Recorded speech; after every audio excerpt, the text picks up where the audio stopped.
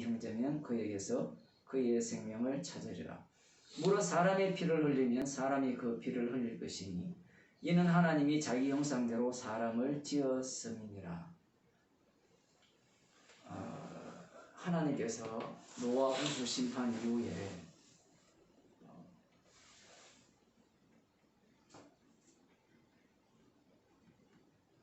노아와 그 후손들에게 천지를 창조하실 때와 거의 흡사한 말씀을 하십니다. 여기에서 이제 주로 이루는 내용이 무엇인가 하면 이 먹는 문제를 하나님께서 지금 다루고 있습니다. 독특한 것은 여기에 보면 땅의 모든 짐승과 공중의 모든 새와 땅에 기는 모든 것과 바다의 모든 고기가 너희를 두려워하며 무서워한다 이렇게 표현을 해요. 방주에서 함께 같이 살았거든요. 방주에서 빠져나왔는데 이제 홍수 심판 이후에 이 동물들은 이들을 이제 두려워하게 되고, 달리 말하면 인간들은 이미 고기를 먹겠다는 그런 어떤 모습이 보였다라고 볼 수 있습니다. 여기서 중요한 것은 이제 하나님께서 산 동물은 너희의 식물이 될지라 이렇게 말씀을 하셨거든요. 이렇게 말씀을 하시니까 사람들은 이 무엇으로 사느냐, 어떻게 사느냐라고 이렇게 물어보면 밥 먹고 살죠. 그 창세기 1장 29절에 보면 하나님께서 이렇게 말씀하십니다. 1장과 9장의 차이점을 우리들이 좀 살펴봐야 되는데, 하나님이 가라사대 네가 온 지면에 씨 맺는 모든 채소와 씨 가진 열매 맺는 모든 나무를 너희에게 주노니 너희 식물이 되리라. 땅에서 나오는 이 식물들, 이런 것들이 이들이 먹는 겁니다. 이제 여기에서 아직까지 선악과를 다 먹지 않았거든요.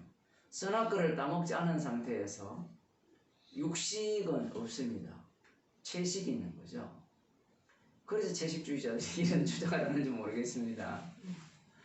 성경도 모르니까 그런 이야기를 하는데, 하나님께서 이 채식을 이렇게 식물로 제공한 거거든요. 그럼 보통 이 사람들이 성경을 볼 때 노홍수 심판 이후에는 육식을 말씀하셨거든요. 채식과 육식, 그걸 왜 이렇게 허락하시고 그것을 먹으라고 하셨느냐 라고 질문을 해보면 이유가 뭘까요? 살아라고 주셨다 이런 생각을 갖거든요. 식물을, 그러니까 이 채소 종류를 음식으로 주시는 이유는 너는 이걸 먹고 너는 살아야 돼. 네가 생육하고 번성해야 돼. 땅에 충만해야 돼. 이렇게 이해를 하거든요, 사람들이. 오늘 본문도 마찬가지입니다. 육식을 주니까 너희들이 이걸 먹고 죽으라는 말은 아니잖아요. 사람들이 생각할 때.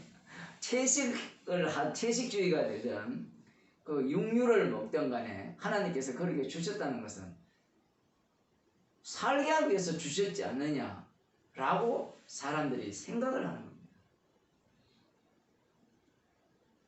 성경도 지금 그런 느낌이 굉장히 강하게 이렇게 풍기고 있죠.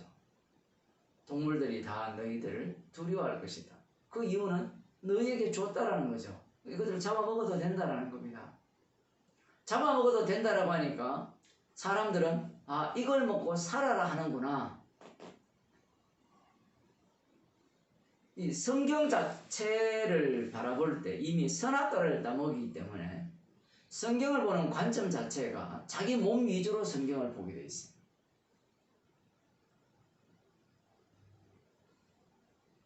하나님께서 처음 이렇게 세상을 만드셨을 때 그 채소들을 식물로 주신 이유가 뭐냐라고 이렇게 이렇게 질문을 해보면 먹어야 살죠. 그럼 사는 게 목적이냐?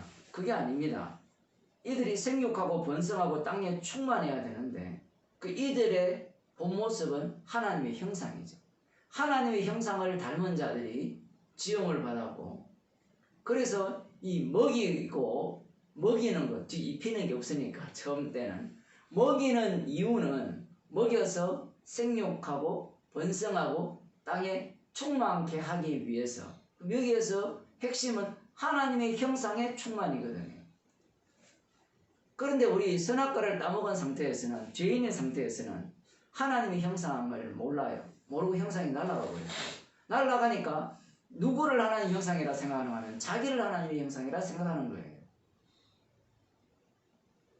오늘 본문으로 다시 돌아오면 이 고기가 너희의 식물이 되는데 하나님께서 주의사항을 하나 일러주십니다. 금지사항이 뭔가 하면 고기를 그 생명되는 피채에 먹지 말 것이라 이렇게 표현을 해요. 생명은 피에 있나니 이렇게 표현하거든요. 생명이 피에 있다. 참 어려운 말입니다. 물론 사람이 피 흘리면, 피가 빠지면 죽게 되는데, 그러면 피를 먹지 말라는 것은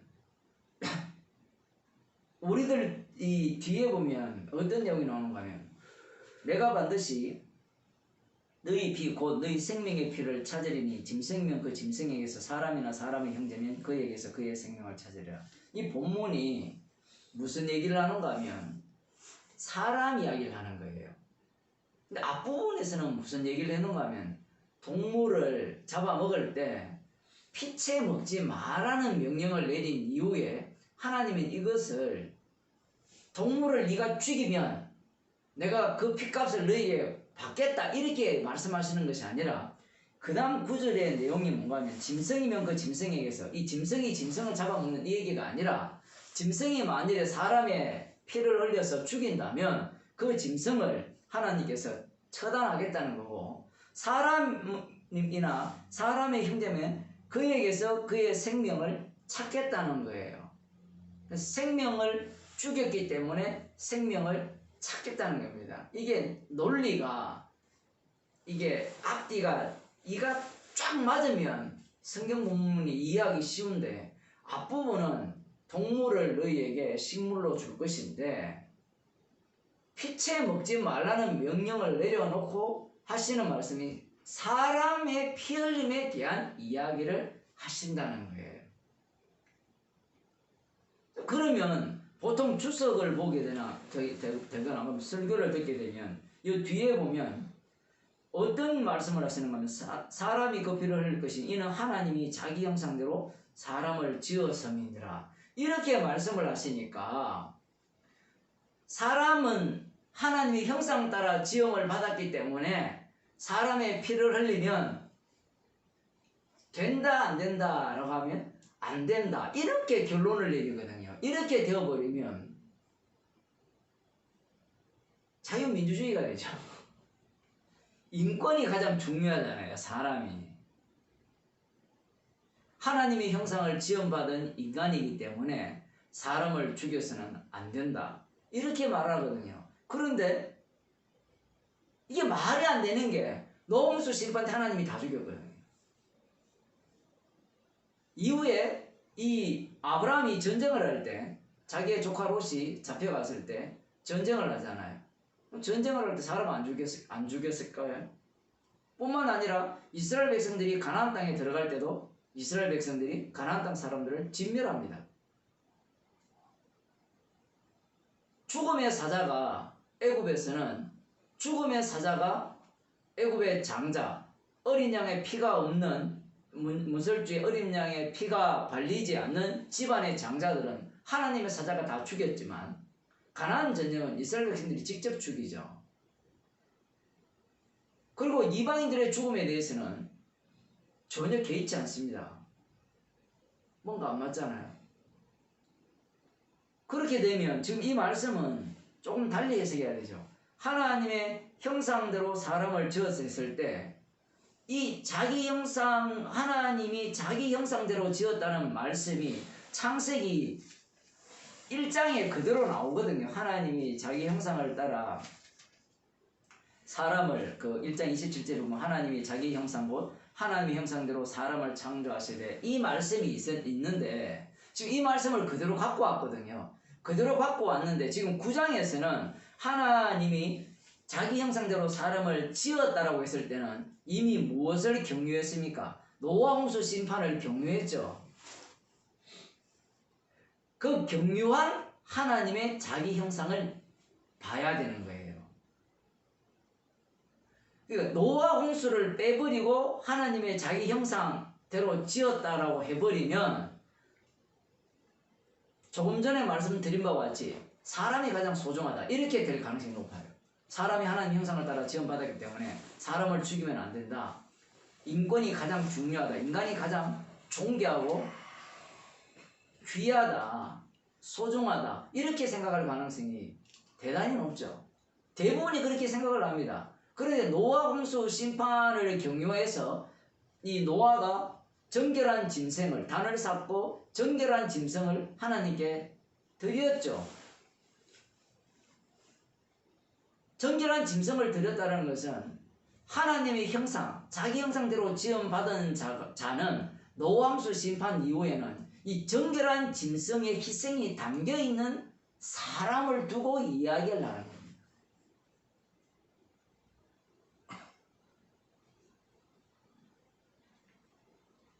정결한 짐승의 희생이 없는 자는 하나님의 자기 형상을 따라 지음받은 자가 아니라는 거예요.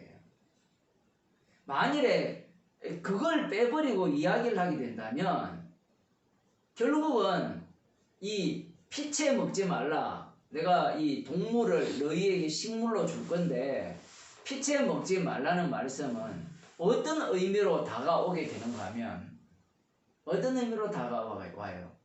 누구를 위한 말씀이 될까요? 자, 하나님이 명령을 내립니다. 내가 고기를 줄 테니까 피채 먹지 말라.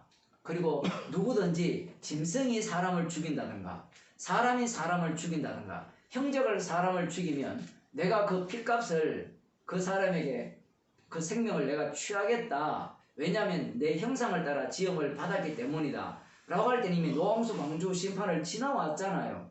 그렇게 얘기를 했을 때 피채 먹지 말라는 말씀이 어떻게 들려야 되는가 이 문제입니다. 이게 중요한 이야기거든요. 근데 이 인간들은 이 피채 먹지 말라, 달리 말하면 하나님이 명을 내리시는 그 명령을 누구를 위해서 명령을 내리는가 이게 굉장히 중요하거든요. 근데 인간들이 성경을 볼 때 명령을 누구한테 내린다 생각해요? 나한테 내리니까 그걸 지키면 그 다음 나오는 게 뭐예요? 생명이 보호된다라는 논리가 되거든요. 이 피채 먹는 것과 하나님은 무엇과 관련을 시키는가 하면 자기 형상을 따라 지음을 받은 사람과 지금 연관을 시키거든요. 그런데 인간들이 우리 한번 생각해 보세요. 피에 무슨 생명이 있습니까? 피가 빠지면 사람이 죽는다는 건 다 알아요. 근데 생명은 피에 있다 했거든요. 이 말을 어떻게 알아듣느냐 이 문제입니다. 지금 이게 너무 어려운 이야기거든요. 그러니 사람들은 어려운 이야기는 조금 제쳐놓고 쉽게 우리가 이 말씀을 이해해보자. 피채 먹지 말라. 왜? 복주기 위해서. 간단하잖아요, 논리가. 왜냐하면 생명을 찾는다 했잖아요, 하나님께서. 그래서 피채 먹으면 안 된다는 겁니다. 지금 또 어느 지역에 가면 그 사도행전에 보면 그 목매어 죽인 것과 어명을 멀리하라는 그 예루살렘 교회에 그 결정이 있었잖아요. 이방인 교회에 대해서. 그걸 지키려고 하는 사람들이 있거든요. 그래서 선지부가 안 먹는 그런 동네가 있어요. 세계에서 제일 큰 땅. 인구가 제일 많은 나라에 가면 거기 기독교인들은 선짓국 안 먹어요. 왜?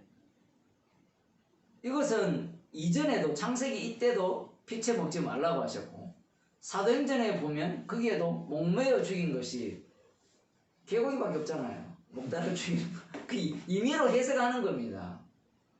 그래서 선짓국 안 먹고 선짓국 좋아하는 사람 얼마나 많은데 중요한 것은 이 말씀을 대할 때 사람들은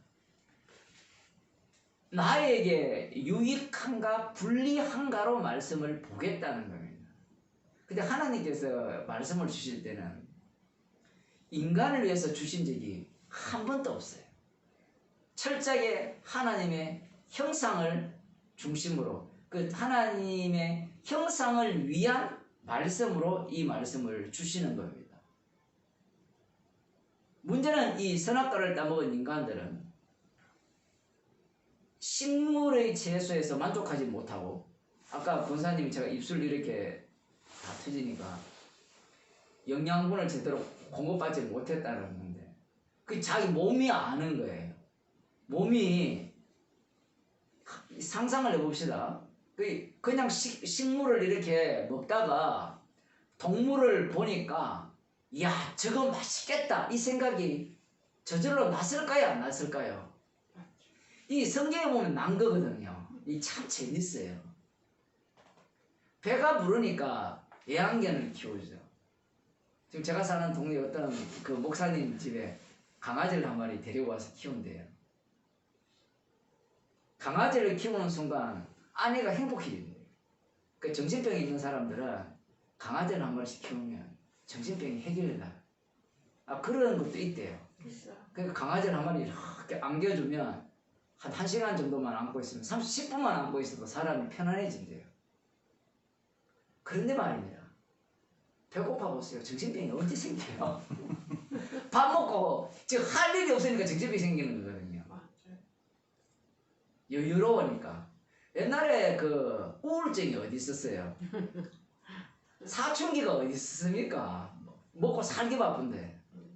우리 장로님은 사춘기 했을지도 모르겠어요. 뭐 먹고 살 그게 형편이 되니까 어릴 때 얼마나 하루에 2끼 먹는 것도 쉽지 않았고 한 끼 먹는 것도 쉽지 않았고 이 성경에 보면 이 인간이란 자체가 자기 몸 중심으로 움직이기 때문에 저걸 먹지 않으면 내가 살 수 없다라는 그 생각을 갖게 되는 거예요. 마태복음 6장에 보면 예수님께서 이런 말씀을 하시잖아요.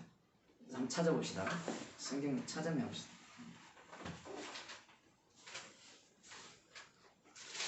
이런 말씀들을 보면 참 재밌는 것 같아요. 말씀이. 보물 이야기를 하시다가 보물을 하늘에 쌓아두라 이런 표현을 하시면서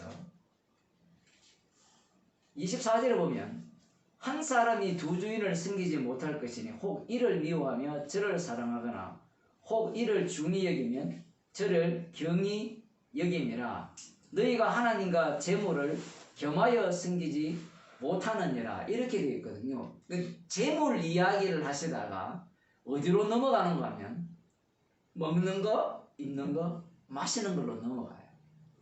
왜 이렇게 연결이 되어 있거든요.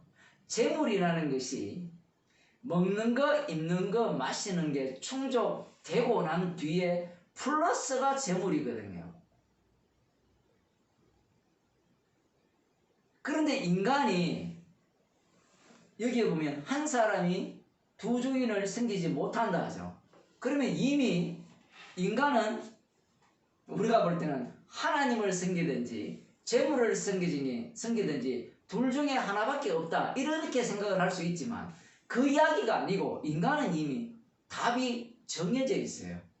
재물을 섬기겠다고 이미 답을 정해놓았습니다. 노아홍수 심판 이후에. 그전에도 마찬가지죠. 선악과를 따먹은 이후에 지금 9장을 하니까 이 식물의 문제, 음식의 문제가 어디까지 치고 나가는가? 지금 그 문제를 말씀하시는 거예요. 이 정강법이랍니까 이게? 앞부분에는 재물 이야기하다가 뒷부분에 하나님과 재물을 겸하여 숨기지 못합니다 하셔놓고 그 다음 하시는 말씀이 그러므로 내가 너희에게 이르노니 목숨을 위하여 무엇을 먹을까? 무엇을 마실까? 몸을 위하여 무엇을 입을까? 염려하지 말라 이렇게 말씀하셨거든요. 사람 자체가 목숨을 위하여 무엇을 먹을까? 무엇을 마실까? 입을까를 염려한다는 겁니다. 이 몸 자체가 목숨을 위하여. 왜 그런지는 지도 몰라요. 자기도 몰라요. 왜 염려하는지는 몰라요. 이게 악마한테 사로잡혀있기 때문에 내 목숨이 가장 소중한 것이다 라는 그러한 마음을 자기 속에서 그냥 샘솟듯 쏟아져 나오는 겁니다. 그러다 보니까 무엇을 먹을까, 마실까, 입을까를 염려할 수밖에 없는 거죠. 이게 악마가 줬다라고 하잖아요. 일생에 매여 종노릇하면서 두려움 속에서 살아가게 하는 겁니다. 자, 그런데 예수님께서 이런 말씀을 하십니다. 목숨이 음식보다 중하지 아니하고 몸이 의복보다 중하지 아니하냐 이렇게 말씀하셨거든요. 맞는 말이잖아요. 목숨이 중요합니까? 음식이 중요합니까? 이게 인간이란 자체가 정말 이게 희한한 존재인데 목숨이 중요한데 목숨이 중요하기 때문에 무엇을 먹을까를 염려하면서 자기 목숨을 내어놓는 거예요. 정말 재밌죠, 인간들이. 지금 예수님이 그 얘기를 하는 거예요. 이런 얘기는 아마 부처도 할 거예요. 저 어디서 읽었는데 그것보다 불쌍한 인간이 없다는 겁니다. 근데 지금 여기에서 예수님의 말씀은 이 목숨 이야기가 아닙니다. 중첩이에요, 중첩. 그래서 성경이 정말 어려운 거예요. 피가 그냥 피가 아니라 이 창세기 9장에서 하는 이 피채 먹지 말라는 이 피가 나중에는 누구의 피가 되는가 하면 하나님의 아들의 피가 나오거든요. 하나님의 아들의 피를 먹고 마시지 않으면 영생이 없다 이래 나옵니다. 성경이 완전히 공상 만화 영화처럼 과학 소설처럼 등장한단 말이에요. 그래서 성경이 어려운 거예요.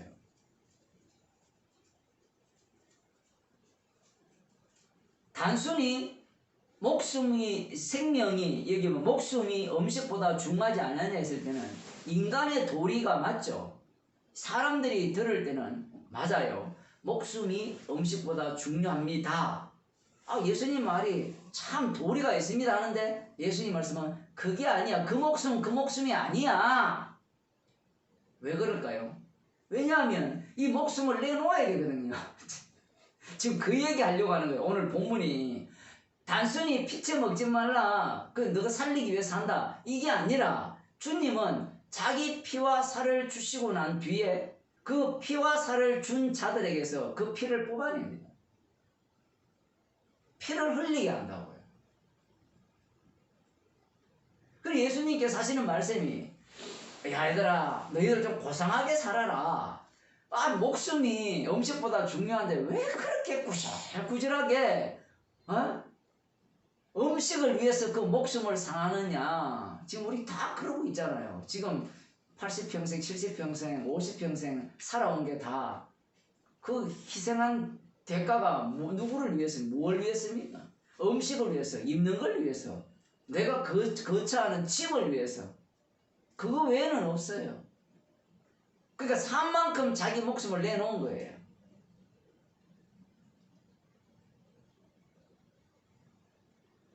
공중의 새를 보라. 심지도 않고 거지도 않고 창고에 모아 들이지도 아니하되 너희 천부께서 기르신다라고 하죠. 너희는 이것들보다 귀하지 아니하냐. 이 말씀을 창세기 9장으로 그대로 갖고 가보세요. 그러면 하나님께서 지금 동물을 식물로 주겠다는 말씀은 내가 친히 너희를 기른다는 얘기죠. 내가 너희를 먹이고 입힌다는 말씀이라는 겁니다. 먹이고 입히는데 그 피채 먹지 말라. 하나님의 형상을 따라 지은 사람을 죽이지 말라. 그 피를 흘리지 말라. 피를 흘리면 내 그 생명을 찾겠다라는 이 말씀 속에는 하나님께서는 이 상황을 깔아놓고 장차 오실 그 하나님의 어린 양의 피를 증가하게 하기 위한 환경으로 주님이 만들겠다는 이런 조치뿐입니다. 여기서 사람을 뭐 살리겠다, 뭐 사람을 인권을 존중시키겠다, 보호하겠다, 인류를 번성시키겠다 이런 목적이 있는 것이 아니에요. 예수님의 말씀에 근거에 의하면 이 9장 얘기는 먹이고 살리고 입힌다. 하나님의 형상을 위해서. 그런데 피채 먹지 말라는 말은 반드시 너희들은 피채 먹을 것이라는 전제를 깔고 있고 하나님의 형상을 따라 지음을 받은 자를 너희가 반드시 죽이게 될 것이다 라는 것을 깔고 있는 거예요. 사실은 이미 죽였죠. 가인이 아벨을 죽였잖아요. 그러한 습성이 이 이후에 그대로 드러납니다. 그런데 한번 보세요. 정말 재밌는 사건은 이 노아가 술에 취한 이후에 아들들이 자기에게 한 행동에 따라서 저주를 내리죠. 함에게. 함과 그 가나안, 함의 아들 가나안에게 저주를 내리잖아요. 자, 그럼 그걸 이 본문과 연결 한번 시켜봅시다. 하나님의 형상을 따라 피를 흘린 자는 그 생명을 찾는다 했잖아요. 그러면 가나안 있잖아요. 함과 가나안이 저주를 받았잖아요. 그 저주가 더 심각한 경우니까 안 그러면 목숨이 뺏기는 게 더 심각합니까? 어떻습니까? 뭐가 더 심각해요? 함의 아들인 가나안에게 내린 그 저주는 지옥 가는 거거든요.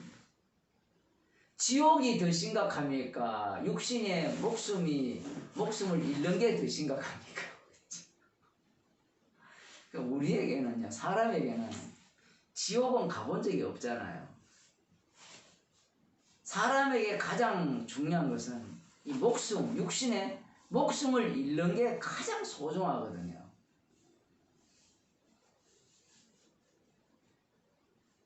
그러니 이 창세기 9장을 보면서 자꾸 인간의 목숨과 관련지어서 해석을 하고 이해를 하려고 하는 겁니다.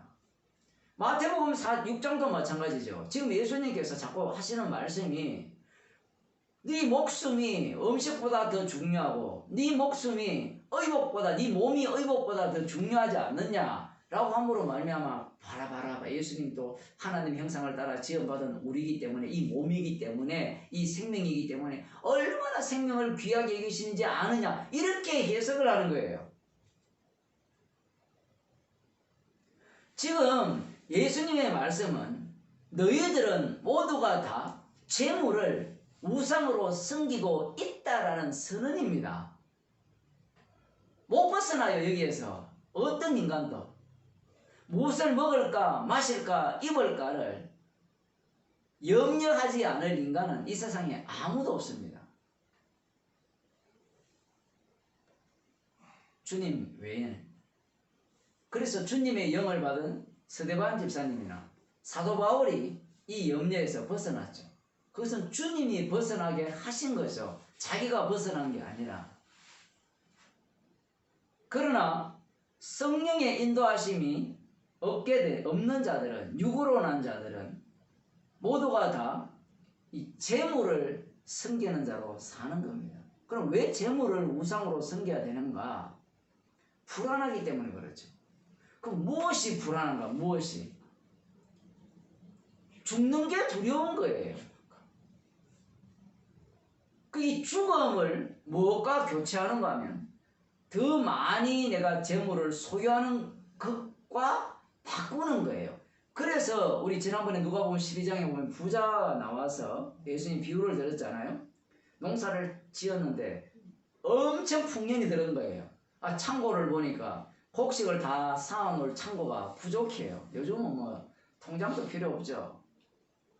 뭐 카카오페이에만 다 집어넣어도 되는데 뭐 액수가 한도가 있는지 모르겠지만 어쨌든 창고가 모자라. 그래서 엄청나게 큰 창고를 짓고 야 이제는 내 평생 편안하게 먹고 살 수 있구나. 편안하다는 말은 더 이상 내가 생존의 위협, 무엇을 먹을까 마실까 입을까를 염려하지 않아도 된다라는 그 편안한 마음이 무엇을 보고 들게 된 거예요. 많은 재물을 보고 들게 된 거예요. 참 희한하죠, 구조가. 그 톨스토이라는 사람이 무엇으로 사는가라는 그 단편 조그만 혹시 읽어보셨죠? 뭐 그런 책이 있습니다. 거기에 보면 다 맞는 말은 아닌데 그중 이런 얘기를 해요. 이 미가엘이라는 천사가 쫓겨났거든요. 말 안 들어가지고. 왜 말 안 들었느냐? 어떤 때 말 안 들었냐? 이 죽음의 사자가 돼가지고 그 상둥이를 낳는 그 엄마를 지금 데리고 가야 되는데 아빠도 죽었어요. 그 엄마도 이제 애를 낳다가 죽여가지고 데리고 가야 되는데 그 죽을 시점에 이제 엄마가 이렇게 넘어지면서 애가 또 한 애는 절름발이가 된 거예요. 맞아요, 그런 얘기? 하도 오래돼가 잘 모르겠죠. 하여튼 그래서 말을 안 들었대요. 그래서 내가 만일에 이 엄마까지 데리고 가면 이 불쌍한 애는 누가 먹이고 살리느냐 이 얘기예요. 그래서 제목을 사람은 무엇으로 사는가. 그래서 이 미가엘이 하늘에서 쫓겨나가지고 벌거벗은 몸으로 지상에 내려왔는데 한겨울인데 너무너무 추웠어요. 그래서 들판이니까 어디 갈 데도 없고 그래서 저 멀리 보니까 예배당이 보이더라는 거예요. 하나님을 섬기는 예배당. 그곳에 가면 내가 도움을 받을 수 있지 않을까 생각해서 갔는데 예배당 문은 꽁꽁 닫혀 있는 거예요. 왜? 훔쳐가면 안 되잖아요. 그러던 중에 술 먹고 한 사람이 구두수승공이 지나가다가 이제 그 사람을 바라봤는데 그냥 지나가려니 처음에는 그냥 지나가려고 했어요. 근데 마음에 가책이 있어가지고 동정심이 생겨가지고 그를 불쌍히 여겨서 집으로 데려왔는데 그 와이퍼가 짜증이 엄청난 거예요. 그렇지 않아도 내일 먹을 빵도 없는데 저 식충이를 하나 더 데리고 왔으니까 그러다가 또 마음이 바뀌어가지고 불쌍히 여기는 마음이 생겨가지고 이렇게 대접을 했다. 그런데 놀랍게도 이 미가엘이 얼마나 구두를 만드는 실력이 뛰어난지 그 집이 부자가 됐어요. 뭐 그런 얘기예요. 그러면 사람이 무엇으로 사는가? 사랑으로 산다. 이게 무슨 얘기인가 하면 톨스토이는 성경을 잘 알거든요. 아는데 십자가를 몰라요. 그게 사는 얘기가 사람은 그렇게 사는 게 아니에요. 사람은 죽어야 살아요. 근데 불쌍히 여기는 마음, 사랑하는 마음이, 동정심의 마음이 사람을 살린다. 이 세상 사람을 살린다. 그래서 자기가 그런 마음으로 살았잖아요. 뭐 그런 얘기를 하면서 오늘 이야기는 그 얘기보다는 그 두 번째부터 얘기 문자고요. 이 미가엘이 그 사람의 앞날을 알거든요. 한날은 이제 구두를 잘 만든다 하니까 가죽 구두를 맞추려고 아주 부자가 덩치가 산만한 사람이 탁 들어와가지고 이렇게 아주 값비싼 성경보다 더 재밌죠? 아주 값비싼 가죽을 갖고 와서 자랑질을 하는 거예요. 당신 아마 일평생 이런 걸 만져보지 못했을 거야. 그래서 나를 위해서 가죽 장화를 만드는데 1년 동안 이 가죽 장화가 문제가 생기지 않고 비가 새지 않으면 1년 후에 내가 그 값을 쳐주겠다. 이렇게 말했어요. 그러니까 주인이 덜덜 떨었거든요. 근데 미가엘이라는 이 사람이 알았습니다. 했는데 이 사람이 나가다가 그 문지방에 꽉 박았어요. 이 말을. 옛날에 많이 박아봤죠. 어릴 때 우리 초가집에 살면 장모님 초가집 안 살아봤죠. 초가집은 다 났거든요. 나가다가 얼마나 많이 박았는지 몰라요. 그래서 머리가 나쁜지 모르겠죠. 갑자기 그 생각이 나네. 정말 많이 박았죠. 그 이 사람이 꽉 박았어요. 그날 죽었어요. 그러니까 죽었는데 그 죽기 전에 미가엘이 이 죽은 사람이 신는 이 고무신을 만든 거예요. 그러니까 옆에 있는 사람이 깜짝 놀랐죠, 주인이. 그래서 인간은 뭘 모르는가? 내일을 모른다. 이런 얘기를 이야기하는 거예요. 성경에 있는 걸 끄집어내서 그런 얘기를 하죠. 내일 죽을 줄도 모르고 그 일을 하는데 그걸 아까 누가복음에서 하는 그 얘기를 갖고 온 거예요. 자, 중요한 것은 지금 예수님의 말씀은 그 얘기가 아니에요. 이 죽는 것을 모르는 문제는 별로 중요하지 않습니다. 내일 죽을지 어떻게 될지 모르는 것은 세상 사람들이 다 그렇게 이야기를 해요. 그런데 뭘 몰라요? 천국 가고 지옥 가는 것을 몰라요. 그런데 인간들은 그 목숨 뺏는 이야기가 아니에요. 목숨만 뺏긴다면 좋잖아요. 창고 지어놓고 내 일평생 편안히 살자 가다가 오늘 밤 데리고 가면 얼마나 좋아요. 그렇지 않습니까? 그렇죠. 신나다가 죽는데 이거 지옥 간다는 거거든요. 그 인간들은 자기가 꿈꾸는 자기가 이 주님이 주신 그 복음이 없잖아요. 천국과 지옥이 없기 때문에 자기가 생각하는 천국, 자기가 생각하는 지옥을 담고 있어요. 그러니 그 재물을 바라보면서 야, 이게 바로 천국이구나 라고 생각을 한 겁니다. 근데 주님이 오늘 밤 내 영혼을 데리고 가겠다라는 거예요. 문제가 뭡니까? 그 사람에게 문제는 재물이 우상이 된 거예요. 믿을 걸 믿어야지. 뭘 믿었어요? 재물을 믿은 거예요. 육으로 난 자의 특징이 그런 겁니다.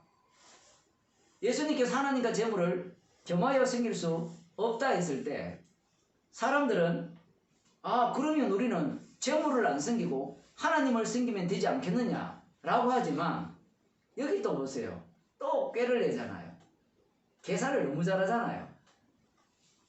재물을 안 섬기면 하나님을 섬기면 천국 갈 수 있겠네. 이 뒤에 보면 먼저 그의 나라 의를 구하라. 그리하면 이 모든 것을 너희에게 다 하시리라. 이렇게 하니까 머리가 돌아가는 사람은 목사들도 그러잖아요. 여러분 먼저 그의 나라 의를 구하세요. 그러면 이 모든 것을 너희에게 다 하신다고 하셨습니다. 말씀을 믿으세요 라고 이야기하잖아요. 더하긴 더하죠. 더하는 방식이 어떤 방식입니까? 그의 나라와 의를 증거하기에 부족함이 없도록 가장 적절하고 완벽하게 더합니다. 그 대표적인 사람이 누구예요? 서대반 집사고 사도 바울이잖아요. 서대반 집사 같은 경우에는 적절하게 그때까지만 살게 했죠. 사도 바울 같은 경우에는 적절하게 배가 고플 때도 있었고 배 부를 때도 있었고 헐벗을 때도 있었고 굶주릴 때도 있었고 매를 맞을 때도 있었고 환난을 당할 때도 있었고 핍박을 당할 때도 있었죠. 위험 당하고 적신을 당할 때도 있었고 모든 걸 빼앗길 때도 있었어요. 그 모든 것들이 그의 나라와 의를 증가하기에 완벽한 환경 조건인 거예요. 그 완벽한 환경 조건으로 주님이 자기 백성을 먹이시고 입히시고 마시우시면서 인도하신다는 말씀인 거예요. 그러니 말씀 자체가 우리를 위한, 우리가 앞으로 이제 뭔가 행복하게 살 거다. 이제 예수님 잘 믿으면 먹을 거 입을 거 염려하지 않고 살 수 있구나. 그러한 기대를 버려라 이 얘기입니다. 버려라 해도 좀 이상한 얘기지만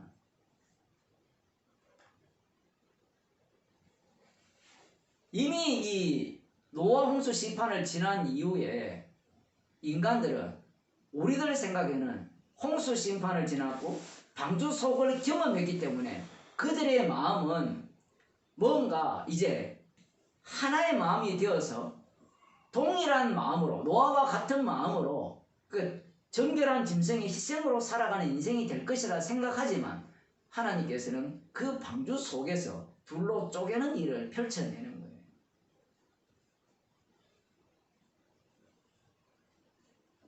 그래서 이 피채 먹지 말라라는 이 말씀을 하심으로 말미암아 인간은 어떤 행동을 취할까요? 라고 이렇게 들어가 보면 참 독특한 행동을 취합니다.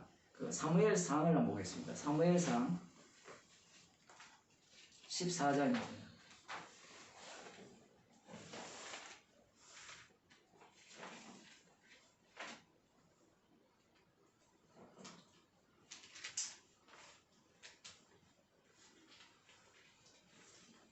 이 14장을 이해하려면 그 13장부터 좀 보면 되는데요. 13장 1절에 보면 사울이 왕이 될 때에 40세라 그가 이스라엘을 다스린 지 2년에 이스라엘 사람 3천을 택하여 그 중에서 2천은 자기와 함께 믹마스와 베델산에 있게 하고 1천은 요나단과 함께 베냐민 기브아에 있게 하고 남은 백성은 각기 장막으로 보내니라. 요나단이 게바에 있는 블레셋 사람의 수비대를 치매 블레셋 사람이 이를 들은지라. 사울이 온 땅에 나팔을 불어 이르되 히브리 사람들은 들으라 하니 온 이스라엘이 사울의 블레셋 사람의 수비대를 친 것과 이스라엘이 블레셋 사람의 가정이 여김이 되었다함을 듣고 길갈로 모여 사울을 쫓으니라. 이제 전쟁이 벌어진 거죠. 블레셋 사람이 이스라엘과 싸우려 하여 모였는데 병거가 3만이요 마병이 6천이요 백성은 해변에 모래같이 많더라. 그들이 올라와서 베다벤 동편 믹박사에 진침해 믹마스에. 근데 앞부분에 보면 그 군사가 얼마예요? 2절에 보면 이스라엘 사람 3천을 택하여 그 중에 2천은 자기와 함께 믹마스와 베델산에 있게 하고 1천은 요나단과 함께 있게 하고 토탈 얼마입니까? 그럼 3천 명이죠. 그죠? 근데 지금 블레셋 군대는 얼마예요? 병거가 3만이에요. 병거만 해도 3만이고 마병이 6천이에요. 싸움하면 게임이 되겠습니까? 이거 진을 치고 있습니다. 이스라엘 사람들이 위급함을 보고 절박하여 굴과 숲풀과 바위들과 은밀한 곳과 웅덩이에 숨으며 숨기 바빴어요. 어떤 히브리 사람들은 요단을 건너 각각 길라 땅, 요단 동편으로 도망간 겁니다. 사울은 아직 길갈에 있고 그를 쫓은 모든 백성은 덜덜덜 떨고 있어요. 사울이 사무엘의 정한 기한대로 1회를 기다리되 약속이 된 모양이죠. 7일을 기다리라. 기다리면 내가 응답을 주겠다. 물었던 모양입니다. 하나님 뜻이 어쩐지. 사무엘이 길갈로 오지 아니하며 백성이 사울에게서 흩어지는지라. 지극히 정상적인 거 아닙니까? 지금 뭔가 변화가 일어나야 되는데 사무엘이라는 이 사람은 하나님의 뜻을 우리에게 알려줄 사람인데 약속된 기한이 되었는데도 오지 않는 겁니다. 그러니까 사람들이 흩어질 수밖에 없죠. 그렇지 않습니까? 사람들이 언제 흩어져요? 도움이 되지 않을 때 흩어지죠. 제자들이 언제 예수님을 떠나갑니까? 똑같은 거예요. 야, 더 이상 함께 있다가는 다 죽겠다. 빨리 도망가자. 예수님이 오늘 보낸 말씀이 그거잖아요. 제자들은 믿음을 끝까지 사수하려고 하고 그 믿음은 신적 능력이죠. 근데 예수님은 흩어버리면서 홀로 남겨집니다. 믿음이 깨지지 않으면 믿음이 나올 수가 없습니다. 자, 그래서 지금 백성이 사울에게서 흩어지는지라. 그럼 여러분이 사울이라면 어떻게 하겠어요? 여러분은 아마 이럴 거예요. 아마 목사들이 이런 설교를 하면서 여러분 다 흩어질지라도 자기 믿음은 지켜야 됩니다. 근데 그 목사한테 물어보세요. 교인들 다 떠나가 보세요. 어떻게 될까요? 교인 찾아가서 아이고 떠나가면 안 됩니다. 남아 계셔야 됩니다. 이렇게 하지 않겠어요?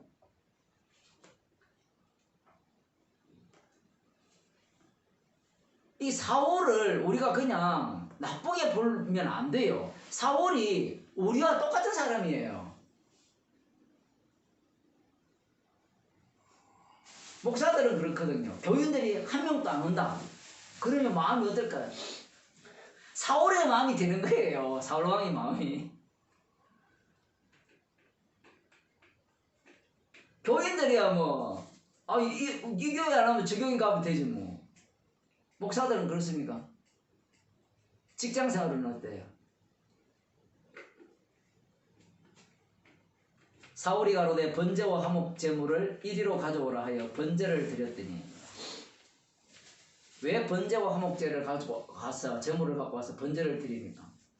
하나님의, 한번 보세요. 여기 지금 군사력이 저쪽이 블레셋이 월등하잖아요. 그 자기들이 약하잖아요. 그러면 번제와 화목제를 드리면 하나님께서 우리 편이 되어 주셔서 이 문제 해결을 해 주실 것이라는 확실한 믿음을 갖고 있는 거예요. 지금 달리 말하면 사무엘이 오면 문제를 해결해 줄 것이라는 확실한 믿음을 갖고 있는데 사무엘이 약속대로 안 오니까 번제를 드리는 거예요.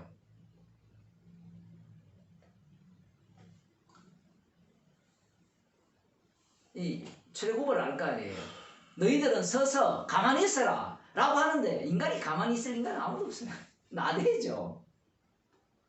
그러니까 또 가만히 있으라니까 사람들은 가만히 있는 게 가만히 있다 생각하는데 나대야 돼요. 사울왕처럼. 나대야 사울이 박살나고 그 위에 다윗이 나오는 겁니다. 이 다윗과 이 사울을 그 야곱에게 적용을 시키면 야곱이 깨어지는 자리에 이스라엘이 만들어지는 거예요. 이게 로마 7장에 나오죠. 내 속에 다른 한 법이 나를 사로잡아 오는데 절대로 이길 수 없는, 그래서 공고한 자가 되면서 예수 그리스도로 말미암아 감사하는 그런 모습이 되는 거예요. 이 지금 약속을 어기는 사람은 사무엘 선지자예요. 여러분, 선지자가 약속 안 지킵니다. 목사가 약속 안 지키면 완전히 때려 죽이러 오면 될 건데 어떤 것도 주께서 하셨다라고 봐야 돼요. 어떤 것도 딱 마치니까 번제를 드리고 나서 사무엘이 온지라. 사울이 나가 맞으며 문안하며 사무엘이 가로되 왕을 향한 것이 무엇이뇨? 지금 사무엘 눈에 뭐밖에 안 보이는가 하면 지금 블레셋 군사가 보이는 게 아니고 무슨 짓을 한 거냐 이거죠. 지금 이 사울 왕의 마음이 문제죠. 백성은 나에게서 터지고 당신은 정한 날에 오지 아니하고 블레셋 사람은 믹마스에 모였음을 내가 보았으므로. 보는 게 문제입니다. 믿음이 없죠. 이에 내가 이르기를 블레셋 사람은 나를 치러 길갈로 내려오고 있거늘 내가 여호와께 은혜를 간구치 못하였다고 부득이하여 번제를 드렸나요? 은혜를 간구하는 거예요. 번제를 드려서 하나님 도와주세요. 지금 큰일 났습니다. 하나님만 도와주신다면 아무리 강력한 블레셋 군대라도 저는 물리칠 수 있음을 믿습니다. 이 얘기예요. 믿음 없는 게 아닙니다. 지금 사울왕이. 맞죠? 은혜를 간구한 거잖아요. 그러자 사무엘이 사울에게 왕이 망령되이 행하였도다. 왕이 왕의 하나님 여호와께서 왕에게 명하신 명령을 지키지 아니하였도다.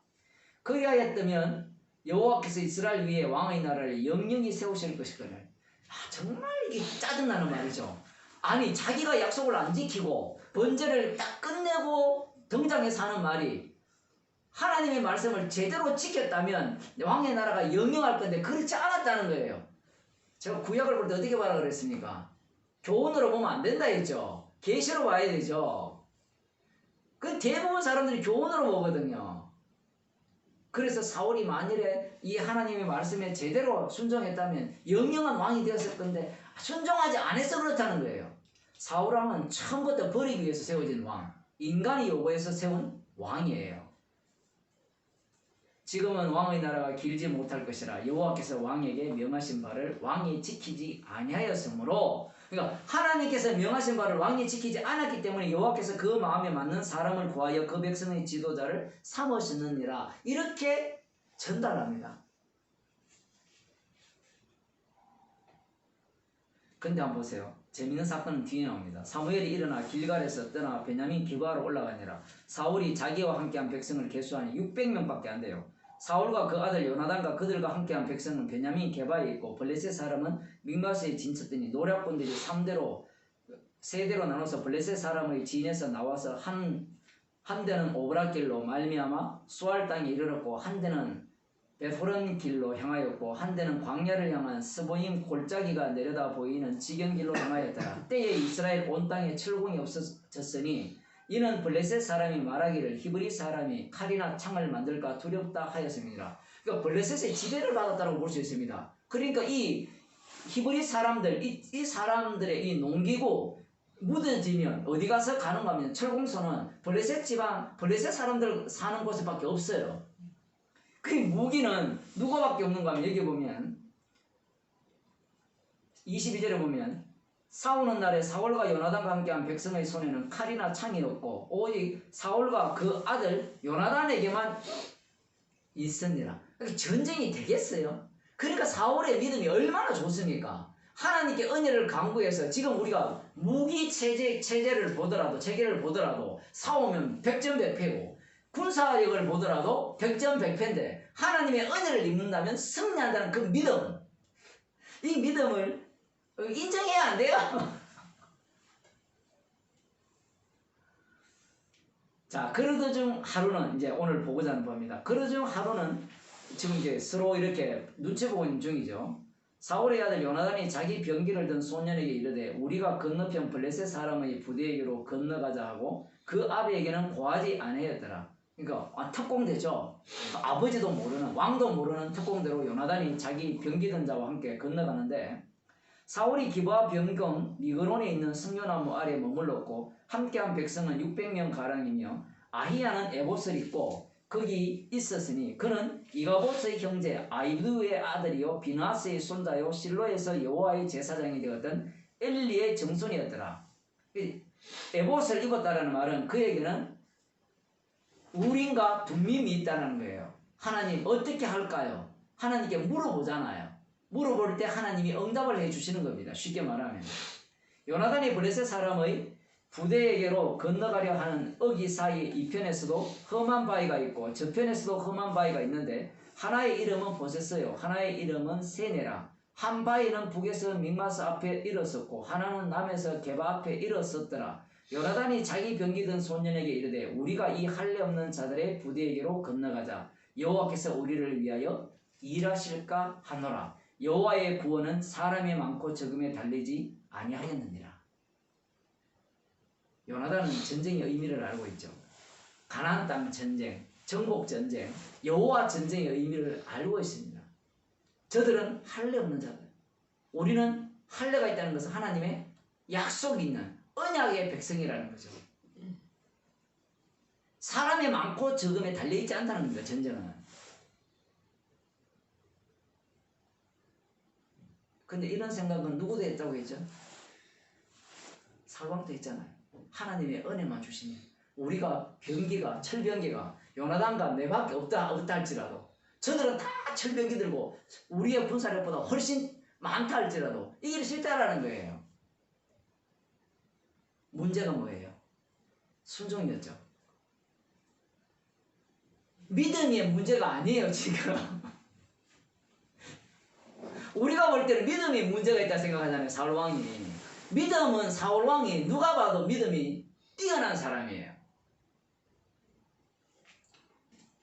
문제는 조급해서 자기 마음대로 하나님께 번제를 드렸다는 게 문제고. 그런데 따져 들어가 보면 사무엘이 나빴죠. 자기가 약속을 어겼잖아요. 약속했으면 약속을 지켜야 되잖아요. 하나님 그 정도는 봐줄 수 있지 않습니까? 못 봐줘요. 자, 어쨌든 요나단이 사람이 많고 적음에 달려있지 않았다라고 전쟁에 나가는데 저들은 할례받지 않는 자들이고 우리는 할례받은 자들. 이건 여호와 전쟁입니다. 병기 든 자가 그에게 이르되 당신의 마음에 있는 대로 다 행하여 앞서가소서. 내가 당신과 마음을 같이하여 따르리이다. 앞에서 치면 뒤에서 찔러 죽이겠죠. 요나단이 가로되 보라 우리가 그 사람들에게로 건너가서 그들에게 보이리니 그들이 만일 이같이 우리에게 이르기를 우리가 너희에게로 가기를 기다리라 하면 우리는 우리 곳에 가만히 있어서 그들에게로 올라가지 말 것이요. 그러니까 이게 하나님께서 자신을 어떻게 인도하시는지를 그들의 반응을 통해서 지금 확인하는 겁니다. 그들이 만일 이같이 말하기를 우리에게로 올라오라 하면 우리가 올라갈 것은 여호와께서 그들을 우리의 손에 붙였다라는 정표가 되는 거예요. 이것이 우리에게 표징이 되리라 하고 둘이 다 블레셋 사람의 부대에게 보이면 블레셋 사람이 가로되 보라 히브리 사람이 그 숨었던 구멍에서 나온다 하고 비아냥되는 거죠.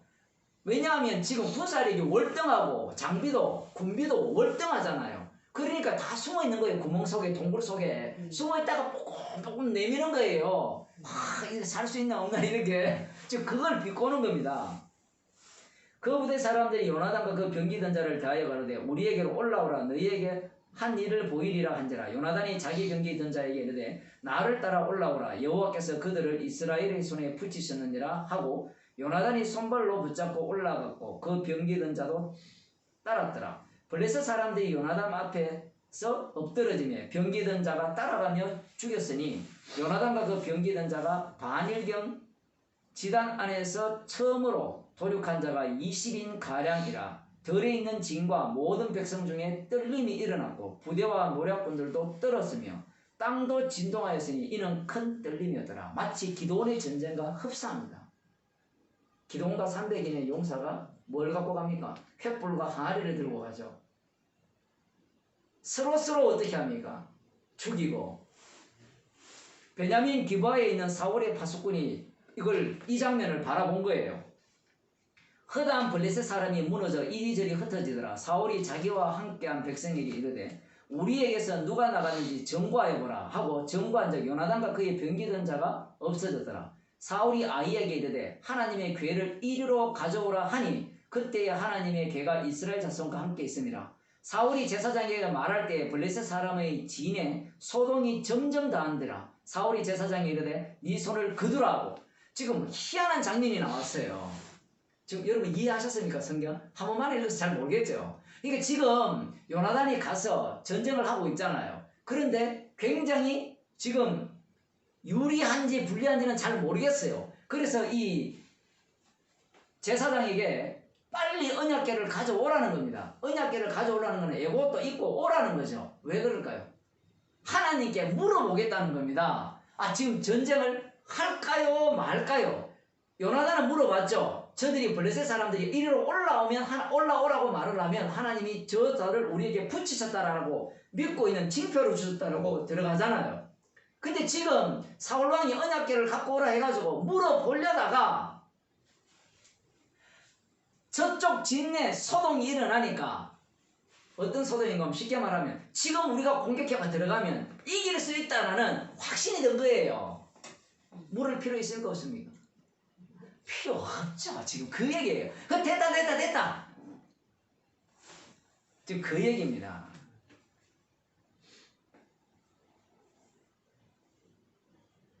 하나님께 물을 필요 없다는 거예요. 사울과 그와 함께한 모든 백성이 모여 전장에 가서 본즉 블레셋 사람이 각각 칼로 그 동물을 침으로 크게 혼란하였더라. 전에 블레셋 사람과 여기에 나오는 본문의 키워드는 방금 그 부분이에요. 아까 번제 드렸죠. 자기 마음대로.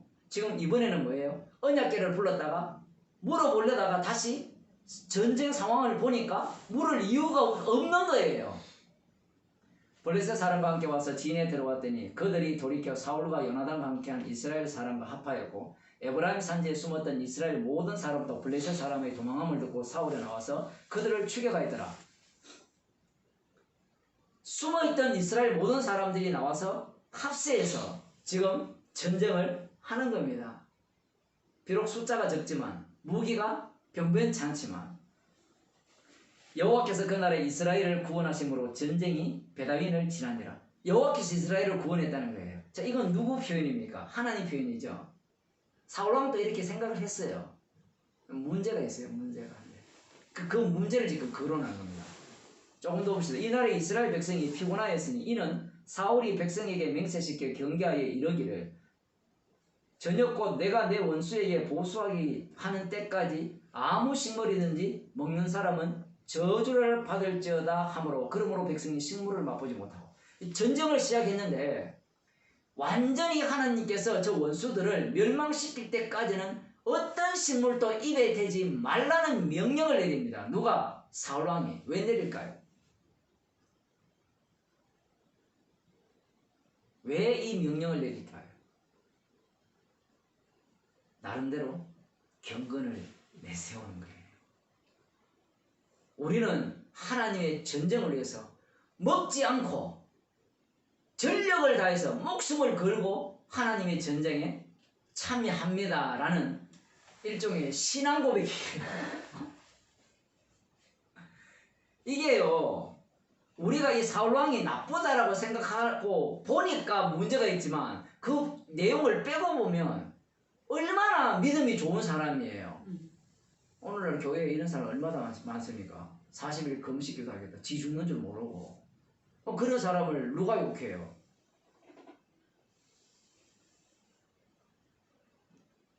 정말 어리석죠. 근데 믿음은 어리석게 보이는 거거든요. 자기들이 굶으면서까지도 쫄쫄 골아면서까지도 전쟁에서 승리할 때는 이 전쟁은 누가 승리케 하셨다? 하나님이 승리케 했다. 그걸 이야기하고 싶은 거예요 지금.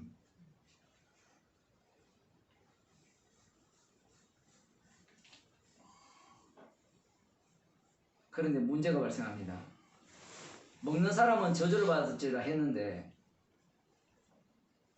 25절 보면 그들이 다 수풀에 들어간 적 땅에 꿀이 있더라. 백성이 수풀로 들어갈 때에 꿀이 흐르는 것을 보고도 그들이 맹세를 두려워하여 손을 그 입에 대는 자가 없으나 요나단은 그 아비가 맹세로 백성에게 명할 때에 듣지 못하였으므로 손에 가진 지팡이 끝을 내밀어 꿀을 찍고 그 손을 돌이켜 입에 대매 눈이 밝아졌더라. 이건 정말 배가 고플 때 정말 영양가 없는 걸 먹다가 영양가 있는 걸 먹어본 사람만이 알 수 있는 대목이죠. 권사님 뭐 여러 번 경험하죠, 그죠? 눈이 밝아진다. 연세든 분들은 그러시거든요. 이렇게 이 뭡니까 좀 보신되는 음식을 이렇게 드시면 눈이 밝아졌다 이런 표현을 하거든요.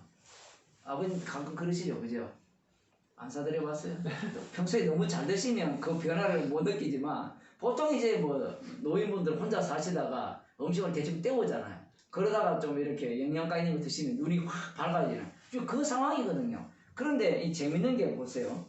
때에 백성 중 하나가 과에 가로되 당신의 부친이 맹세로 백성에게 엄히 명하여 말씀하시기를 오늘날 식물을 먹는 사람들은 저주를 받을지어다 하셨나이다. 그러므로 백성이 피곤하였나이다. 이 핵심이 재밌죠. 저주 때문에 다 피곤한 거예요. 피곤하니까 무슨 문제 발생합니까? 적들을 제대로 물리칠 수가 없는 겁니다. 지금 이게 이 사람이 이 뭐 요나단한테 어떤 지금 마음으로 얘기하는 거예요. 우리가 먹고 싶다는 거예요. 지금 요나단이 가로되 내 부친이 이 땅으로 곤란케 하셨도다. 정말 곤란케 했죠. 즉 이 전쟁에서 충분히 적들을 완벽하게 진멸시킬 기회인데 자기의 믿음, 자기의 경건을 앞장 세우는 바람에 여호와 전쟁이 지금 이런 시기로 진행되는 겁니다. 보라, 내가 이 꿀 조금을 맛보고도 내 눈이 이렇게 밝았거든. 하물며 백성이 오늘 그 대적에게서 탈취하여 얻은 것을 임의로 먹었다면 블레셋 사람을 사륙함이 더욱 많지 아니하였느냐. 이 사울이 지금 이 밟는 이 발자국은 스텝은 다 꼬였어요. 아니 그렇게 하지 않으면 안 되는 일이 그게 아니고 지금 사울은 어떤 스텝을 밟더라도 다 꼬이게 돼 있어요. 구조가. 왜? 이미 미움받기로 작정되기 때문에.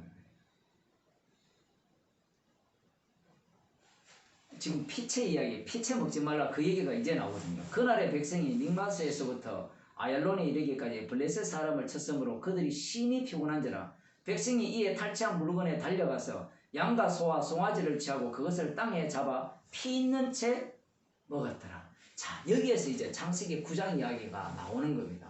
이 성경의 그 유일한 사건이거든요.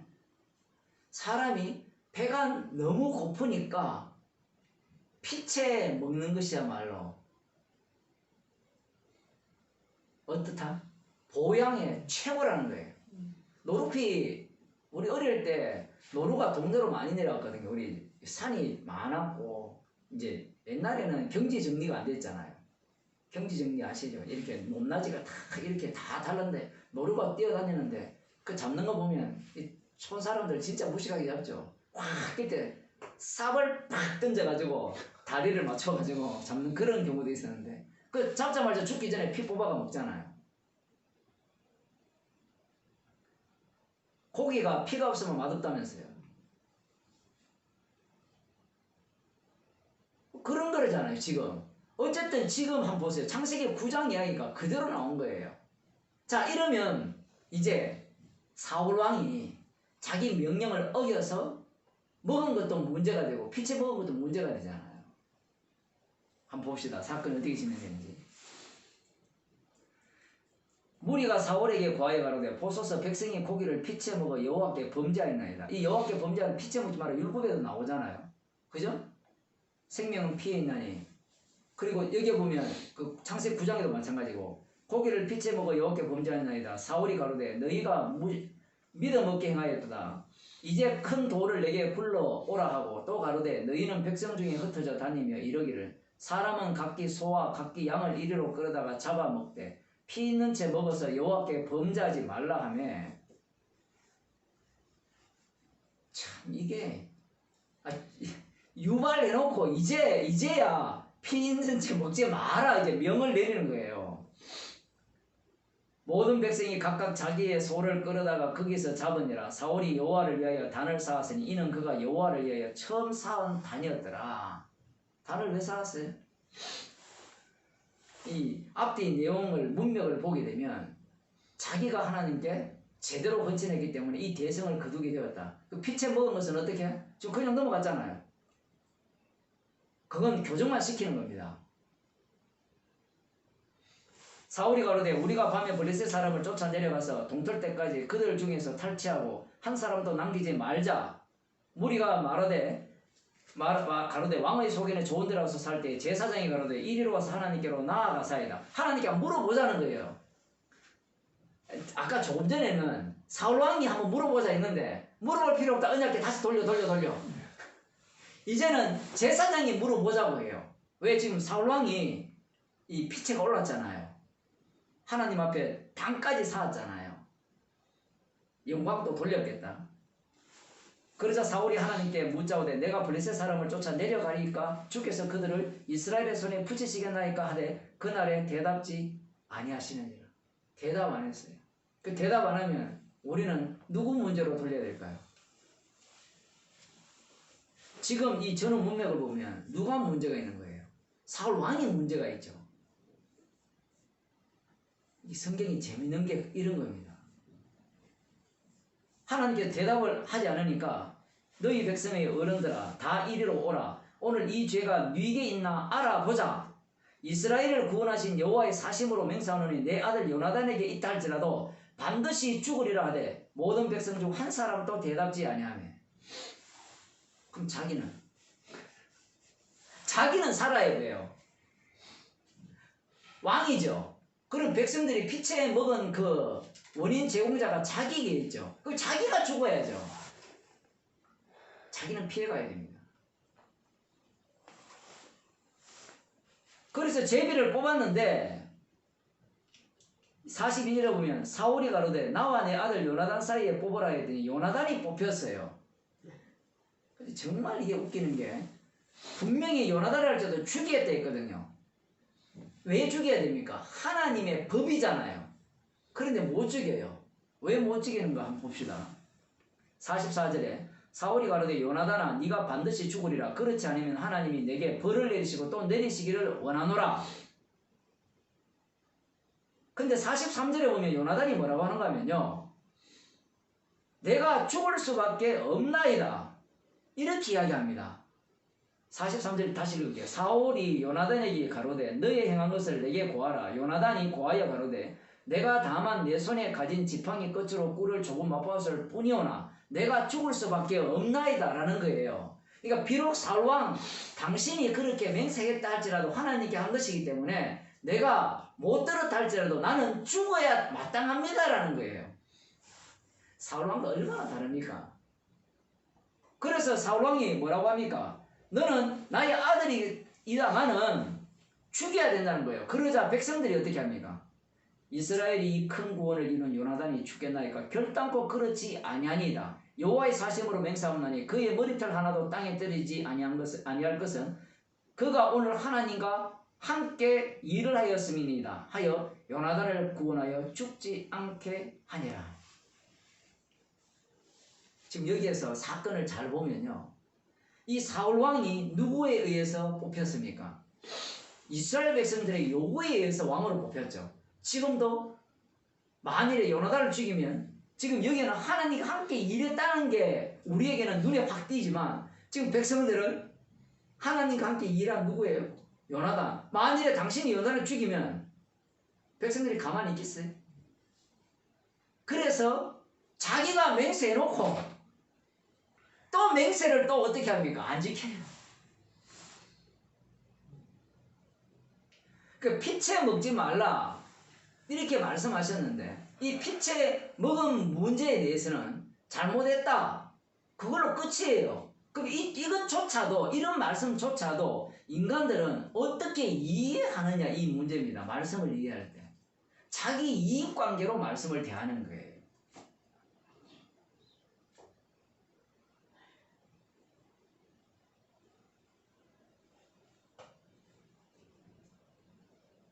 말씀이라는 것이 나를 위해 있는 것이 아닙니다. 자, 이제 요한복음 그 6장으로 넘어오면 예수님께서 이런 말씀을 하시거든요. 좀 시간이 많이 지나니까 내 살과 내 피를 먹고 마시지 않는 자는 영생이 없다라고 했어요. 아, 피채 먹지 말라 해놓고 살을 먹어야 돼. 피를 먹어야 된대요. 그것의 본 의미가 밝혀지는 겁니다. 그러면 인간이 예수님의 살과 피를 먹을 수 있느냐 이 문제예요. 인간이 먹을 수 없어요. 인간이 어떻게 먹어요? 인간이 먹을 줄 아는 것은 지금 오늘 사무엘상 14장에 나오듯이 그냥 피채 먹는 거 그거 외에는 아는 게 없어요. 성령을 주시는 겁니다. 십자가이신 예수님이 주가 되셔서 성령을 보내주시는 그 성령 받은 사건을 두고 예수님의 살과 피를 먹고 마셨다라고 하는 거예요. 그래서 예수님의 살과 피를 먹고 마셨으니까 그 성령 받은 자에게서 나오는 것은 예수님 뿐입니다. 달리 말하면 십자가 뿐이에요. 예수님의 살과 피라는 것은 그 죽으심이죠. 흘리신 피고 찢긴 살이잖아요. 그러면 성도에게서 나오는 모든 것들은 예수님의 십자가라는 겁니다. 십자가의 용서하심이 성도에게서 나오게 되어 있는 거예요.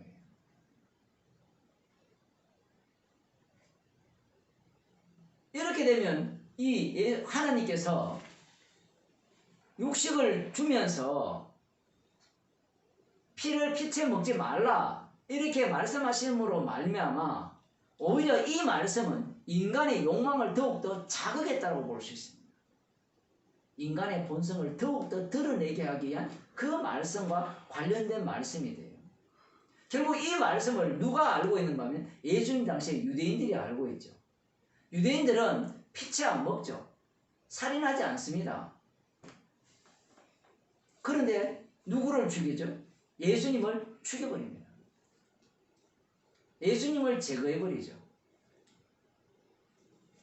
놀라운 것은 그렇게 죽임당한 그 예수님이 자기의 피로 자기 백성을 구원하신다는 사실이에요. 그래서 세상을 어떻게 하시는가? 하나님의 형상이신 예수 그리스도의 이름, 주의 이름이 온 땅에 전파되게 하시는 겁니다.